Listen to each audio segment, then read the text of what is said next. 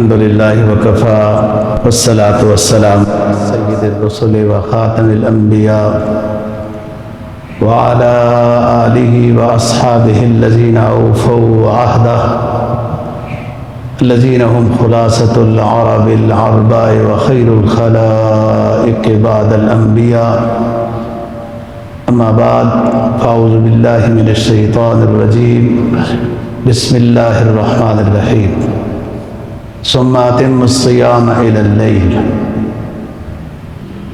قال النبي صلى الله عليه وسلم قال في المعتكف وهو يعتكف الذنوب كلها يجرى له من الحسنات كعامل الحسنات كلها صدق الله العظيم وصدق رسوله النبي الأمي الكريم ونحن على ذلك لمن الشاهدين والشاكرين والحمد لله رب العالمين.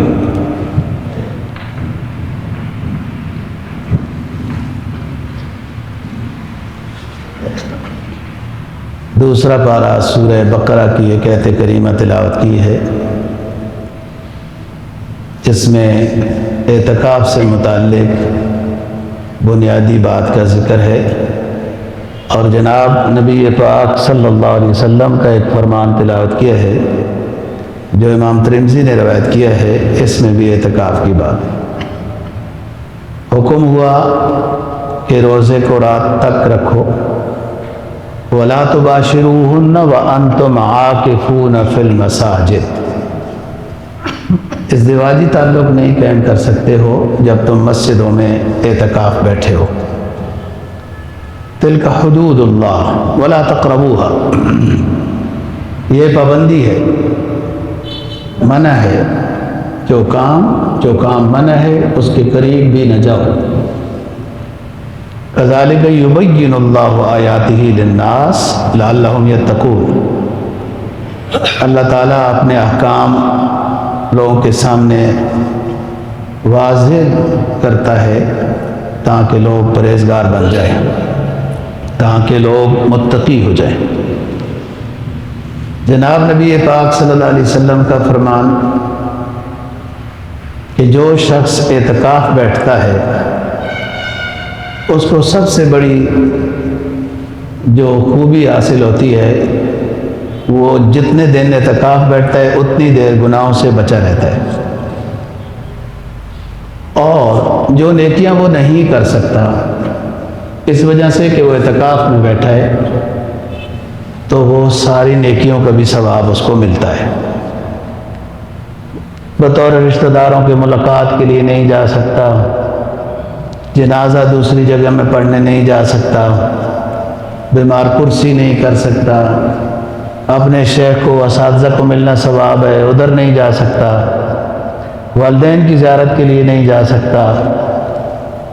جو نیکیاں یہ نہیں کر سکتا کہ اعتکاف میں بیٹھا ہوا ہے ان تمام نیکیوں کا اس کو ثواب ملتا رہتا ہے. اعتکاف کا دوسرا فائدہ کہ تیسرا فائدہ، پہلا تو یہ ہے کہ یہ گناہوں سے بچا رہتا ہے. دوسرا یہ ہے کہ جو نیکیاں نہیں کر سکتا اس کو ثواب ملتا ہے. تیسرا یہ کہ لیلۃ القدر اس کو نصیب ہوتی ہے کہ جب وہ گھڑی اور فرشتوں کا اترنا اور یوں ہونا ہوتا ہے اور وہ پوری دنیا میں فرشتے گھومتے ہیں، اگلے جمعے کو انشاءاللہ بات کریں گے، تو ہر اس کو لیلۃ القدر نصیب ہوتی ہے جو عبادت کر رہا ہو. لیلۃ القدر ہر اس شخص کو نصیب ہوتی ہے جب فرشتے حاضری لگانے آتے ہیں تو جو عبادت کر رہا ہو اس کو نصیب ہوتی ہے. ویسے جاگا ہوا ہے گپے شپے لگا رہا ہے اس کے لیے نہیں. معتکف اگر سو بھی رہا ہے تو اس کی عبادت ہے، سونا بھی عبادت ہے، اس کو لیلۃ القدر نصیب ہوتی ہے. اور اگلی بات یہ ہے کہ رہبانیت کا تصور اسلام میں نہیں ہے. قرآن تو یہ کہتا ہے کہ ہم نے امم سابقہ پر بھی رہبانیت کو لازم ہم نے نہیں کیا تھا، جیسے یہود و نصارہ راہب الگ ہو کر زاہد بن کے دنیا سے کٹ کٹا کے بیٹھے رہتے تھے، عبادت کرتے تھے، ہم نے نہیں کہا تھا وَالرَّهْبَانِيَّةَ ابْتَدَعُوهَا مَا كَتَبْنَاهَا عَلَيْهِمْ، جو رہبانیت انہوں نے اپنے اوپر لازم کی تھی، الگ ہو کے یکسو ہو کے اللہ اللہ کرنا، ما كتبنا علیہم، ہم نے ان پر فرض نہیں کی تھی، لیکن وما رعایت حق رعایت، پھر خود جب اپنے اوپر کی رہبانیت لازم تو پھر اس کا خیال خود بھی نہیں کیا کہ اس کے جو حدود اور قیود تھے اس کا پھر خیال رکھتے۔ اسلام میں تو رہبانیت نہیں ہے، اسلام میں تو آپ جب رزق حلال کمانے کے لیے بچوں کے واسطے نکلے ہیں وہ بھی عبادت ہے، سنت کے مطابق بازار گئے ہیں وہ بھی عبادت ہے، سنت کے مطابق باتھ روم گئے ہیں دعا پڑھ کے وہ بھی عبادت ہے۔ اسلام میں تو الگ سے جا کر کسی کونے میں بیٹھ کے گوشہ نشینی کا تصور اسلام میں نہیں ہے، اور اگر ہے تو بالفرض گوشہ نشینی کا تصور تو وہ پھر یہ اعتکاف ہے کہ جو آخری عشرہ اعتکاف بیٹھا جاتا ہے۔ چونکہ اگلا جمعہ 23 رمضان المبارک کو آئے گا تو اس لیے آج چند گزارشات یوں کرنی ہے کہ جو شخص اعتکاف بیٹھنا چاہتے ہیں بہت بڑی بات ہے۔ آپ صلی اللہ علیہ وسلم مدینہ طیبہ میں 10 سالہ زندگی میں ایک آدھ دفعہ ناغہ ہوا ہے، باقی آپ پابندی کے ساتھ آپ نے آخری عشرے کا اعتکاف کیا ہے۔ حدیث میں آتا ہے آپ کے لیے ایک ترکی خیمہ لگایا جاتا تھا، آپ اس میں آرام کے ٹائم رہتے تھے، وہ اسی نسبت سے ہی لوگ چادریں وغیرہ باندھتے ہیں، کوئی ضروری نہیں ہے چادریں باندھنا، وہ تو جب 1-2 بندے ہوں تب بات ہے۔ دیکھو اب حرم پورا اعتکاف سے بھرا ہوا ہے اور کئی جگہ ہیں تو چادر نبی کوئی لگائے تو حرج نہیں ہے، لیکن چادر لگانا اس لحاظ سے کہ تاکہ اعتکاف والا بندہ صحیح یکسوئی کے ساتھ عبادت کر سکے۔ اور ایک آدھ دفعہ جب آپ کا اعتکاف نہیں ہوا تو اگلے سال، حالانکہ اس کی تو کوئی قضا نہیں ہوتی، لیکن آپ جہاں مطلب اپنی طرف سے 20 دن اعتکاف بیٹھے۔ وہ غزوہ بدر 17 رمضان کو ہوا تو اس نسبت سے پھر وہ اعتکاف کا مسئلہ ہوا تھا۔ رمضان المبارک میں حضرت علی رضی اللہ تعالیٰ عنہ کی شہادت ہوئی اور تقریباً 40 ہجری کے لگ بھگ 1447 سال ہو گئے اس شہادت کو۔ حضرت عائشہ صدیقہ رضی اللہ تعالیٰ عنہ کی وفات بھی 17 رمضان کو ہوئی۔ ایسی اور بھی بہت سارے واقعات رمضان میں ہوئے، جس میں سب سے مشکل کام وہ وہاں تو جنوری میں بھی گرمی ہوتی ہے، لیکن غزوہ بدر مارچ میں ہوا تو گرمی تھی اور روزے فرض ہوئے تھے۔ بعض ساتھیوں نے روزے نہیں رکھے، جو قرآن کی مجید کی آیت ہے کہ تم سفر پر ہو تو روزہ نہ رکھو، تو چند لوگوں نے روزہ نہیں رکھا تھا غزوہ بدر میں، باقی اکثریت کا روزہ تھا، روزہ رکھ کے جنگ لڑی تھی، اور قرآن نے اس کو فتح مبین کہا ہے۔ غزوہ بدر کو فتح مبین، واضح فتح اسلام کی، اور یوم الفرقان کہا، حق و باطل کا فرق کرنے والا دن۔ تو آپ نے فرمایا کہ جنہوں نے آج روزہ نہیں رکھا وہ نمبر لے گئے۔ وہی جو چند ساتھی تھے انہوں نے یہ خیمہ لگانا ہے، زمین ہموار کرنی ہے، پانی بھرنا ہے، یوں کرنا ہے، دوسروں کا تو روزہ تھا پہلے دن جب گئے تو غزوہ بدر بھی رمضان میں، حضرت علی رضی اللہ تعالیٰ عنہ کی شہادت بھی رمضان میں، حضرت عائشہ صدیقہ رضی اللہ تعالیٰ عنہ کی وفات بھی رمضان میں۔ اللہ ان اونچے لوگوں کو مزید اور درجات عالیہ نصیب فرمائے۔ اصل تو یہ ہے کہ ان حضرات کی جو نیکیاں ہیں، جو ان کے اسباق ہیں، جو ان کے ملفوظات ہیں، ان کو دیکھا جائے، ان پر عمل کیا جائے، اللہ سے مانگا جائے اللہ ہمیں بھی نیک بنا، اس طرح کا اسلام کا خدمتگار بنا۔ رونے دھونے سے کیا فائدہ ہوتا ہے؟ میت کو اس سے کیا فائدہ؟ بس اسلام کا خاکہ ہم نے خود سمجھا ہوا ہے کہ یوں کرو تو یوں کرو۔ اسلام سے اسلامی تعلیمات لینی چاہیے، اسلام کیا کہتا ہے آپ کو۔ تو بات یہ ہے، نبی پاک صلی اللہ علیہ وسلم کا عمل مبارک بتا رہا ہوں اعتکاف کا، کان یعتکف فی العشر الاواخر من رمضان، آخری عشرہ میں آپ رمضان المبارک میں اعتکاف بیٹھتے تھے، اور یہ سنت مؤکدہ علی الکفایہ ہے۔ جس مسجد میں 5 وقت با جماعت نماز ہوتی ہے، امام مؤذن مقرر ہے،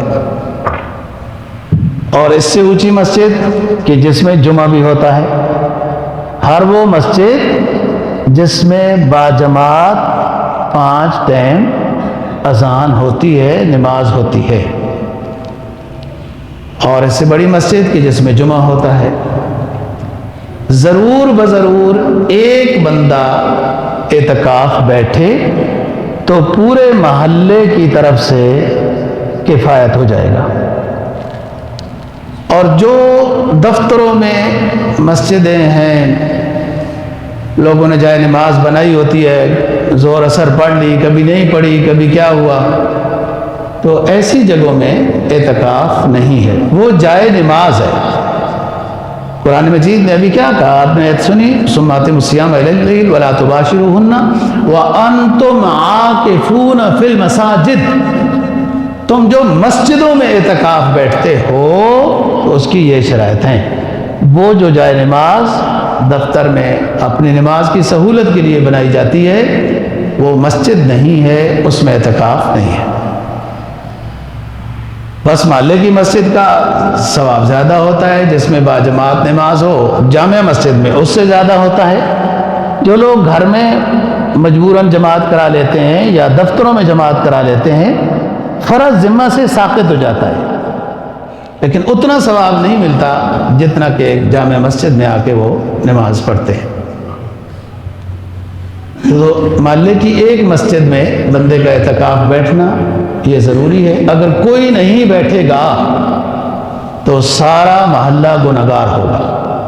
یہ سنت مؤکدہ علی الکفایہ ہے، اس کی اپنی شرائط ہیں کہ مسجد سے باہر جو حدود مسجد ہیں، باتھ روم حدود مسجد نہیں ہوتا، حدود مسجد سے باہر معتکف 2 وجہ سے جا سکتا ہے، ضرورت شرعیہ، ضرورت طبعیہ۔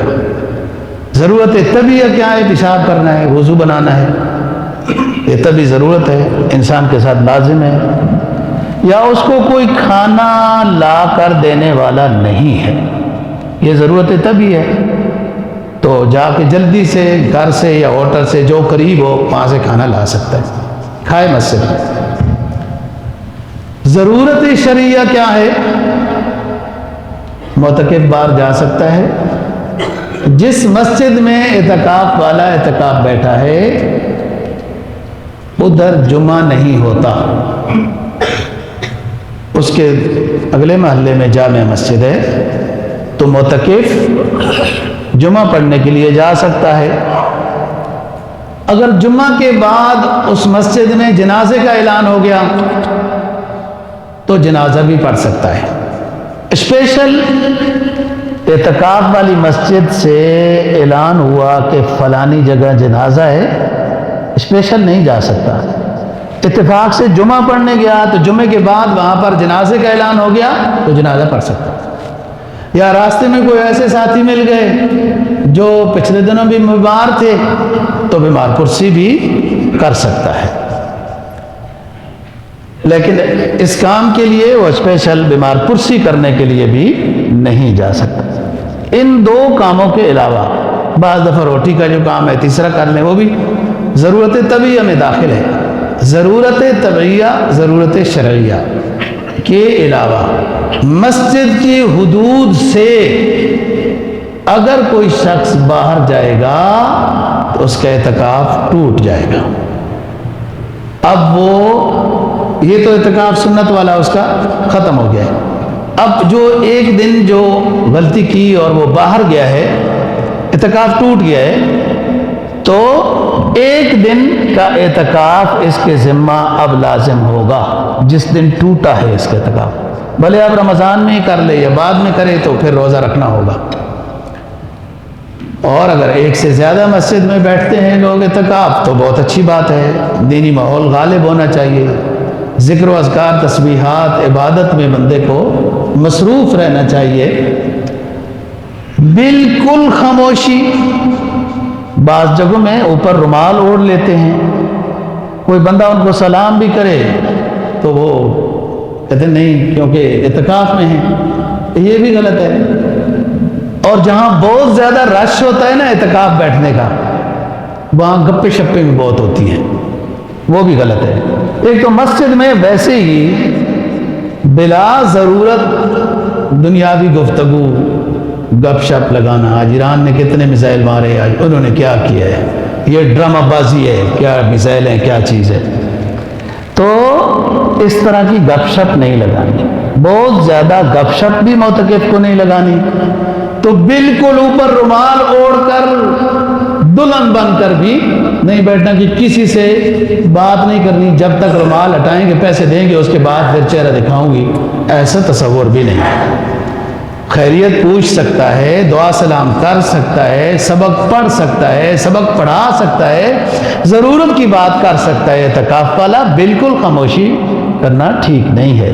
اور بہت زیادہ گپ شپ میں نے دیکھا ہے، جہاں بہت رش ہے، کبھی بیان کے لیے آخری عشرے میں گئے، لوگ عجیب عجیب گپے لگا رہے ہیں، اور ہیں کیا وہ اعتکاف والے، کوئی فائدہ نہیں اعتکاف۔ آداب کا خیال رکھنا ضروری ہے، گندی بات بالکل نہ کی جائے، اور بے وجہ دنیا الا یہ کہ کوئی گھر سے بندہ پوچھنے آ گیا کہ وہ فلانی چیز خریدنے کوئی بندہ آ گیا تو ہمیں مل نہیں رہی، وہ کہاں پڑی ہے، تو اعتکاف والے کو پتہ تھا، وہ اس نے بیٹے کو بتا دیا کہ فلانی جگہ پڑی ہے، کوئی حرج نہیں ہے۔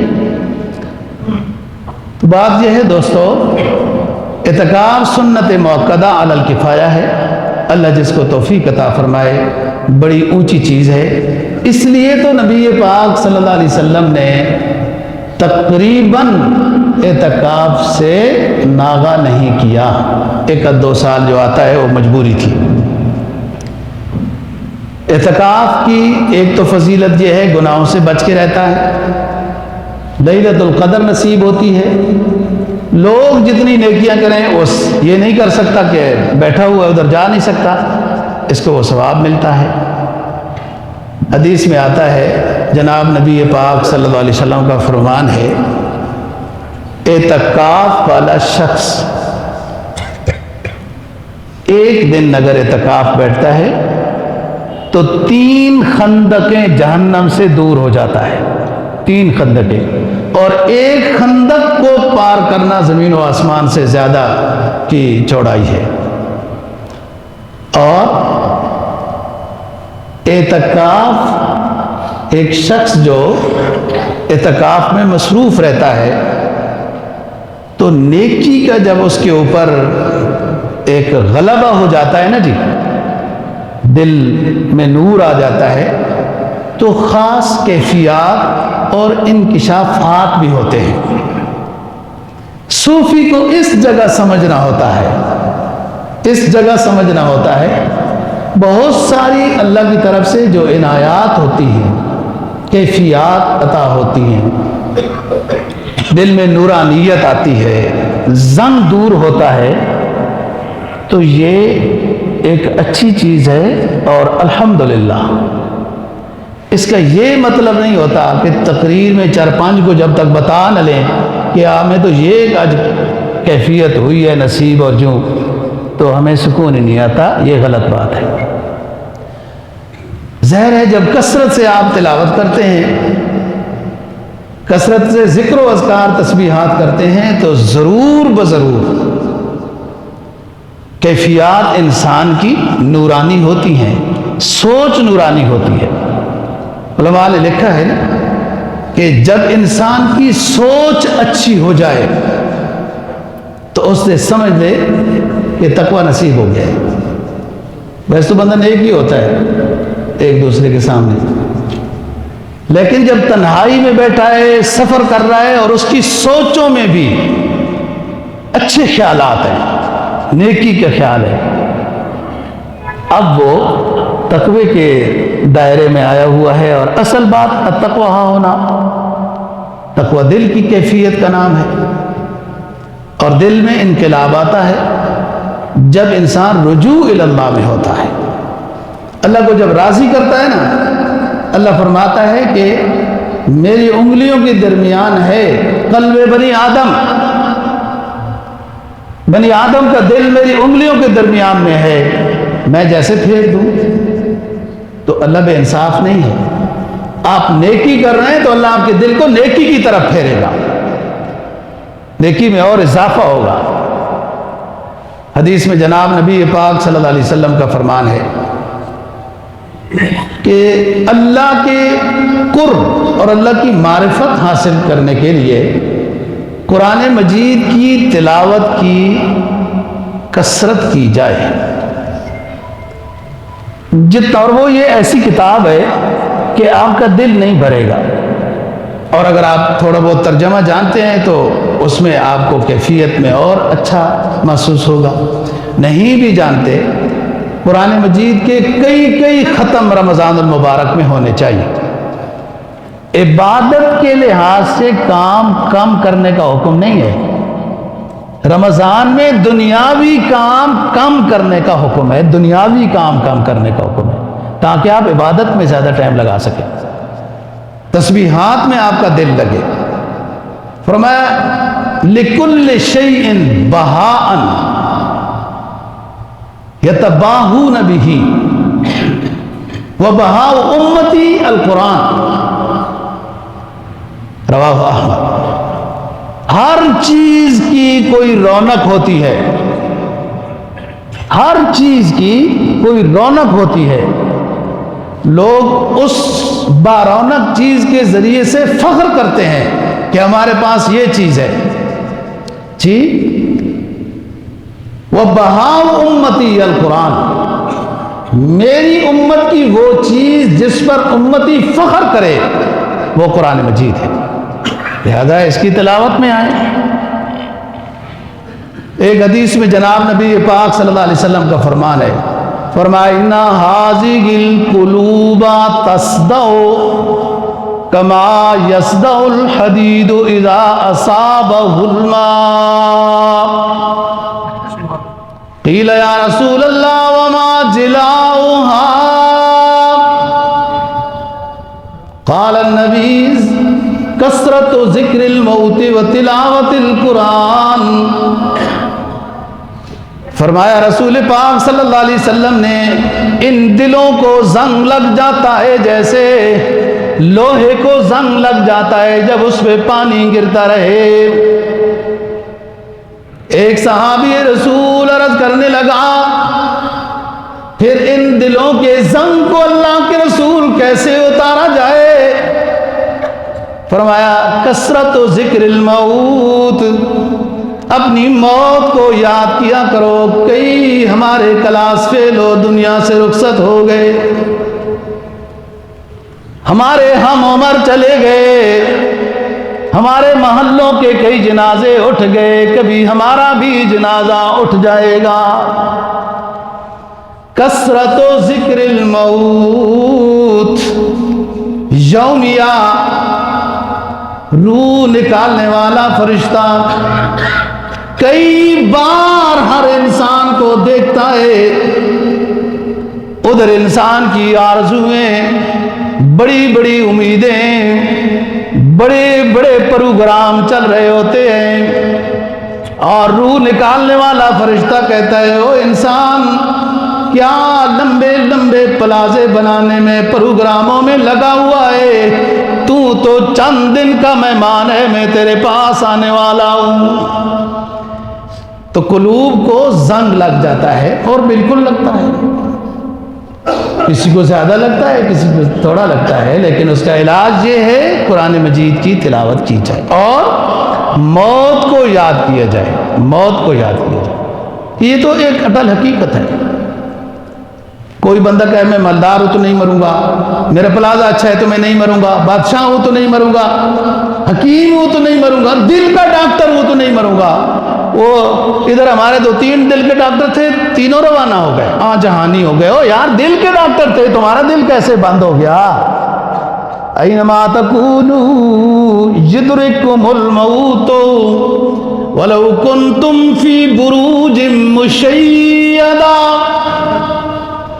بڑے بڑے مضبوط ایوانوں میں رہنے والے ہو، ٹھیک وقت پر ہمارا فرشتہ روح قبض کرنے آ جائے گا، ڈاکٹروں کی ٹیم نہیں بچا سکے گی، مالداری چدراہٹ اپنے بڑے بڑے یارانہ رکھنے والے نہیں بچا سکیں گے، نہیں بچ پاؤ گے، ٹھیک وقت پر آئے گی۔ اس کا بچاؤ کا انتظام ضروری نہیں اتنا زیادہ، آگے جا کر جو پیش آنے والا ہے اس کی تیاری ضروری ہے، اور یہ مبارک گھڑیاں اللہ پاک نے عطا کی ہوئی ہیں، اس سے فائدہ حاصل کرو، اس سے فائدہ حاصل کرو۔ اور ایک حدیث میں جناب نبی پاک صلی اللہ علیہ وسلم کا فرمان ہے، توجہ سے، من بطأ عملہ لم یسرع بہ نسبہ۔ جس شخص کے اعمال عقیدہ کمزور ہے اس کا اونچا خاندان اس کو نہیں بچا سکے گا۔ ایک حدیث میں ہے نا کہ تم میرے اہل بیت کے ساتھ جڑ کے رہنا تو کامیابی ہے تمہاری، اور آگے شرح فرمائی کہ میرے اہل بیت ہمیشہ قرآن کے ساتھ جڑ کر رہیں گے۔ جو میرے حقیقی معنی میں اہل بیت ہوں گے وہ قرآن کے ساتھ، نیکی کے ساتھ، اعمال کے ساتھ جڑ کر رہیں گے۔ تو یہ اصل چیز ہے دوستو۔ اور قرآن مجید نے 2-3 جگہوں پر اللہ پاک نے قرآن سے متعلق 2-3 جگہوں پر عظیم باتیں کی، عجیب و غریب بات کی ہے کہ ہم نے یہ جو قرآن مجید ہے اس کو کوشش کی کہ مضبوط مخلوق کو دے، پہاڑ کو وغیرہ ان کو، تو انہوں نے معذرت کی ہے۔ اگر اللہ پاک آپ کا حکم ہے تو آپ کی ضمانت کو ہم لے لیتے ہیں، لیکن اگر آپ کا مشورہ ہے کہ لینا چاہو تو لے سکتے ہو، تو ہم اس قابل نہیں ہیں کہ آپ کی اتنی مضبوط ضمانت کو ہم اٹھا سکیں۔ قرآن مجید اور قدرت ہے جس سے کام لینا چاہے۔ اللہ تعالیٰ نے انسان کے قلب میں وہ بیج رکھا ہے جو بیج ایمان کو، امانت کو، ہدایت کو اخذ کرتا ہے۔ یہ صلاحیت رکھی ہے، یہ جانور میں نہیں ہے اور مخلوق میں نہیں ہے۔ کوئی جاندار ہے، کوئی باشعور تو ہے۔ یار وہ جو دیکھا ہے آپ تو، آپ بابو بندے ہو، شہر میں رہتے ہو، کدھر دیکھا ہوگا، یہ جو بیلیں نہیں ہوتی کدو کی وغیرہ وغیرہ، یہ جاری ہوتی ہیں نا، تو ان کے نیچے اسپرنگ بھی ہوتے ہیں۔ اچھا جاتے جاتے تو وہ آگے کوئی پتھر یا کوئی ایسی چیز ہو تو اپنا رخ موڑ لیتی ہیں، ان کی نگاہیں ہیں، ان کو نظر آ رہا ہے کہ وہ بیل جاتی جاتی آگے رکاوٹ آئی نا جی، اس نے اپنا راستہ ہی بدل دیا۔ یہ ہے وہ شعور جو ہر چیز کو اللہ نے عطا کیا ہے، پہاڑ ہو، درخت ہو، پتھر ہو، کوئی بھی چیز ہو نا جی، لیکن ان میں یہ صلاحیت نہیں رکھی اللہ نے، وہ تخم، وہ بیج کہ جو ایمان کو، ہدایت کو، امانت کو حاصل کرنے کی صلاحیت اس میں ہو، وہ اللہ نے انسان میں رکھی ہے۔ اور پھر اللہ نے قرآن مجید کو ان دونوں باتوں کو ذکر کیا کہ ہم نے یوں پیش کیا قرآن کو، اگر بالفرض ہم اس قرآن کو لوگوں کو سمجھانے کی خاطر بڑے بڑے مضبوط پہاڑوں پر ڈالتے، پہاڑ لرز جاتے اور خشیت کے مارے ذرہ ذرہ ہو جاتے۔ یہ اتنی طاقت والی چیز ہے قرآن مجید، اللہ کا کلام ہے، اس لیے تو اللہ کا کلام جو پڑھتا ہے وہ اللہ کے قریب جاتا ہے۔ فرمایا لو انزلنا هذا القرآن على جبل لرأيته خاشعا متصدعا من خشية اللہ، اگر بالفرض ہم اس قرآن مجید کو پہاڑ مضبوط پہاڑوں پہ رکھتے، لرأيته خاشعا متصدعا من خشية اللہ، اے مخاطب ہمارا قرآن رکھنے کے بعد آپ ان پہاڑوں پہ دیکھ لیتے کہ وہ لرز جاتے، ذرہ ذرہ بن جاتے۔ ہم نے تو ذرا سی اپنی تجلی جب کوہ طور پہ ڈالی تو وہ نہ برداشت کر سکا، سارا سرما بن گیا۔ قرآن ساری ہماری تجلی ہے، جب ہم نے اگر یہ پہاڑوں پر ڈالنے کے سوچتے اور ڈال دیتے تو برداشت نہ کرتے۔ انا عرضنا الامانۃ، دوسرے مقام پہ سورہ احزاب میں فرمایا انا عرضنا الامانۃ علی السماوات والارض والجبال فابین ان یحملنها واشفقن منها وحملها الانسان، ہم نے یہ عظیم امانت جب پیش کی آسمانوں پر زمینوں پر، فابین ان یحملنها، انہوں نے معذرت کر لی، رب العالمین یہ اتنا بڑا بوجھ ہم نہیں اٹھا سکیں گے۔ وَحَمَلَ الْإِنسَانَ، اس امانت کو ایک عظیم انسان نے اٹھا لیا، اس عظیم انسان کو محمد بن عبداللہ امام الانبیاء خاتم النبیین صلی اللہ علیہ وسلم کہتے ہیں۔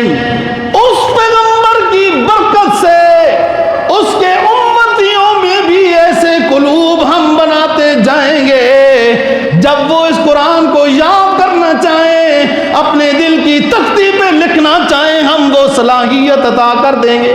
وہ چھوٹے چھوٹے بچے یاد کر دیں گے، حافظ بن جائیں گے، اس لیے کہ ان کا پیغمبر حافظ قرآن تھا۔ ارض و سما کہاں، ارض و سما کہاں جہاں تو سما سکے، ارض و سما کہاں کہ جہاں تو سما سکے، میرا ہی دل وہ ہے جہاں تو آ سکے۔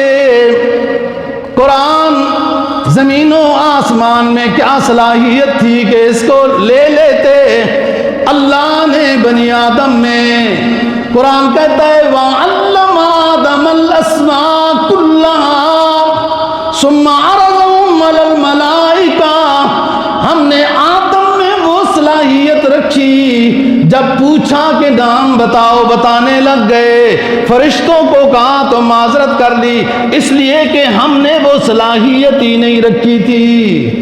ایک تو یہ بات ہے کہ عظیم چیز ہے، اور دیکھو نا معجزہ کہتی اس کو ہے کہ عقل نہ مان سکے۔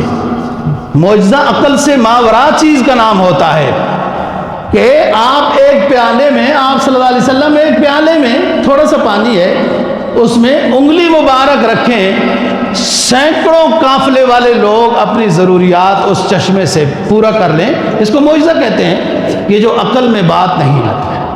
اتنی بڑی کتاب اور ذرا سے دل میں آ گئی، یہ معجزہ ہے، یہ معجزہ ہے پیغمبر اسلام صلی اللہ علیہ وسلم کا کہ اتنی بڑی کتاب۔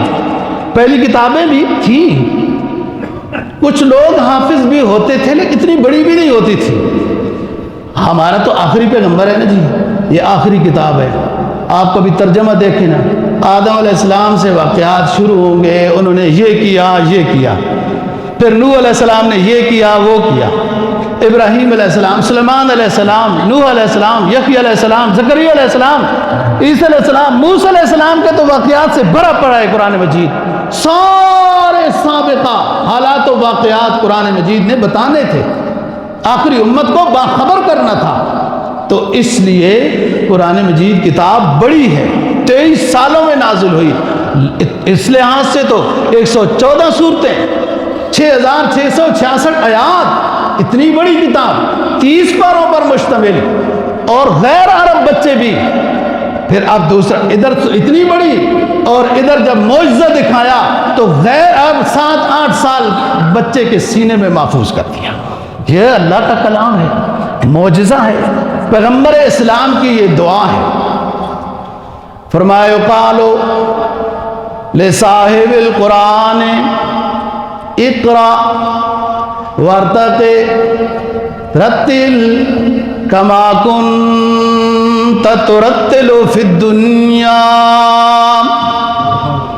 فإن منزلك عند آخر آیت تقرأها.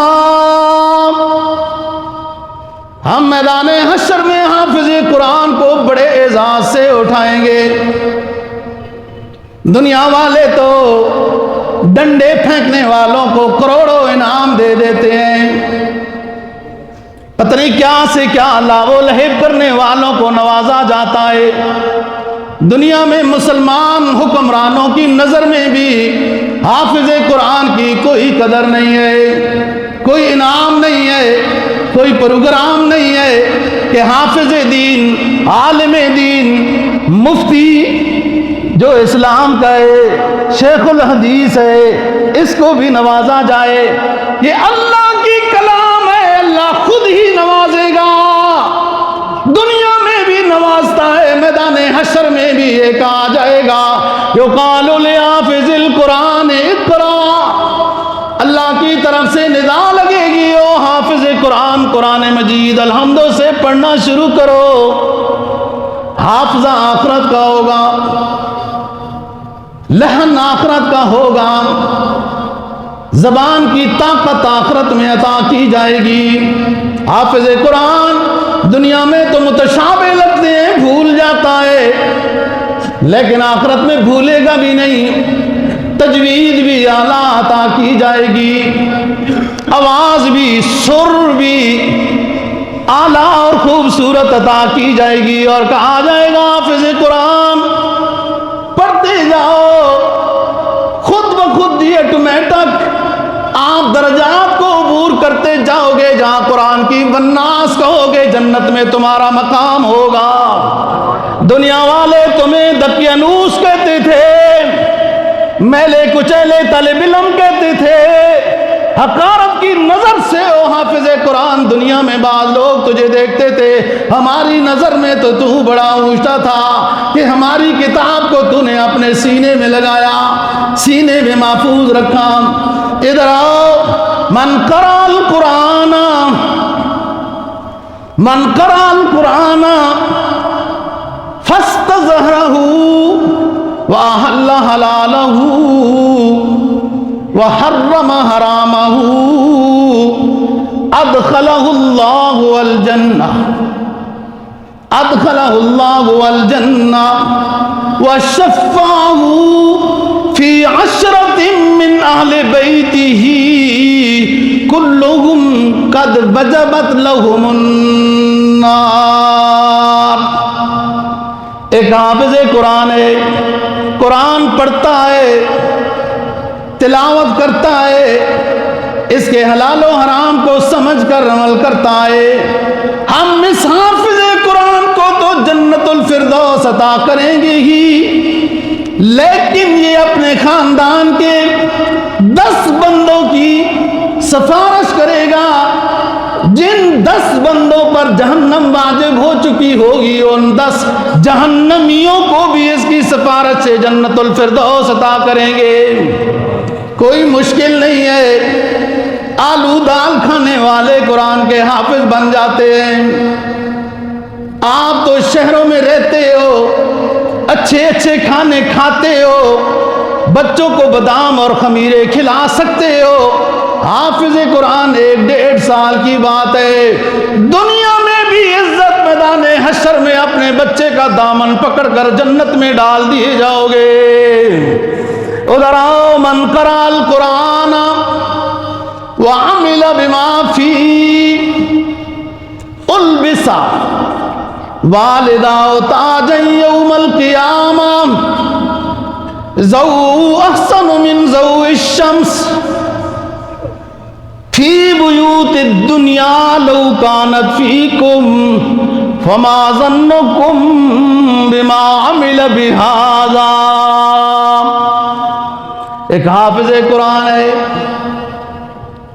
اس پر عمل کرتا ہے، روکی سوکھی میں گزارا کرتا ہے، اللہ تعالی حافظ قرآن کے والدین کو ایسا تاج پہنائے گا، ضوء من ضوء الشمس، دنیا کے اس سورج سے زیادہ وہ روشنی دینے والا ہوگا، فی بیوت الدنیا، یہ سورج جو دنیا میں تمہارے گھروں میں روشنی دیتا ہے، اس سورج سے کہیں حافظ قرآن کے والدین کے تاج روشنی دیں گے۔ اور خدا کہتا ہے فما ظنکم بعمل بہذا، جس کے والدین کو اتنا نوازا گیا تو اس حافظ کا کیا مقام ہوگا، خود ہی اندازہ کر لو۔ تو بات یہ ہے دوستو، قرآن مجید اونچی چیز ہے، رمضان کے ساتھ اس کا خاص رشتہ ہے۔ آپ صلی اللہ علیہ وسلم جبرائیل کو جتنا قرآن مجید نازل ہو جاتا تھا نا جی، یہ رمضان میں اتنا پھر جبرائیل آپ صلی اللہ علیہ وسلم کو سناتا تھا، اور آپ صلی اللہ علیہ وسلم جبرائیل کو سناتے تھے۔ 5 پارے ہو گئے پہلے سال، دوسرے سال 10 ہو گئے، وغیرہ وغیرہ۔ حافظ قرآن، اور آخری سال 2 مرتبہ جبرائیل علیہ السلام نے دور کیا، صحابہ بھی بیٹھے سنتے رہتے تھے۔ آپ سمجھ گئے کہ 2 مرتبہ دور کا مطلب یہ ہے کہ ہمارا ٹائم ختم ہو گیا ہے۔ حافظ قرآنوں کو چاہیے، سارا سال کام کرتے ہی رہتے ہیں، جگہ ملے تو اچھی بات ہے، قرآن سنانے کی گھر میں سنائیں، سامع کا انتظام رکھیں، قرآن مجید کو پکا کریں، کمزور نہ ہو، بھولا نہ ہو، غلطی آ جانا کوئی بات نہیں ہے۔ اور یہ جو اہل سنت والجماعت ہے، صحیح ہے، حنبلی، شافعی، مالکی وغیرہ، یہ سارے، آپ حنبلی، مالکی، شافعی نہیں سمجھتے ہو تو یوں سمجھ لو دیوبندی، بریلوی، اب تو سمجھ آ گیا ہوگا، یہ قریب والی سے، ان پر حضرت عمر رضی اللہ تعالیٰ عنہ احسان کر گئے ہیں، 20 تراویحیں لازم کر دی ہیں، اجماع صحابہ ہو گیا، اجماع صحابہ ہو گیا، ورنہ کس نے قرآن پڑھنا تھا، کس نے یاد کرنا تھا، کس نے سنانا تھا، کون سامع ہونا تھا؟ قرآن مجید کے حفظ کی بابرکت ترتیب قرآن مجید کی تراویح ہے، اور جو 8 پڑھے تھے، 9 پڑھے تھے، 10 پڑھے تھے، 4 پڑھے تھے، 12 پڑھے تھے، نہ پڑھے، ہم کیا کر سکتے ہیں اس کے لیے؟ سب سے بڑی دلیل کہ نبی، حضرت عائشہ سے روایت ہے رضی اللہ عنہ کہ نبی پاک صلی اللہ علیہ وسلم رمضان تھے، غیر رمضان میں 8 ہی پڑھا کرتے تھے، تو یہ تو خود حدیث ہماری دلیل ہے کہ وہ 8 رمضان اور غیر رمضان دونوں میں 8 پڑھتے تھے۔ مطلب یہ کہ رمضان میں 8 رکعتیں تہجد کی الگ تھی، وہی تہجد غیر رمضان میں بھی پڑھتے تھے۔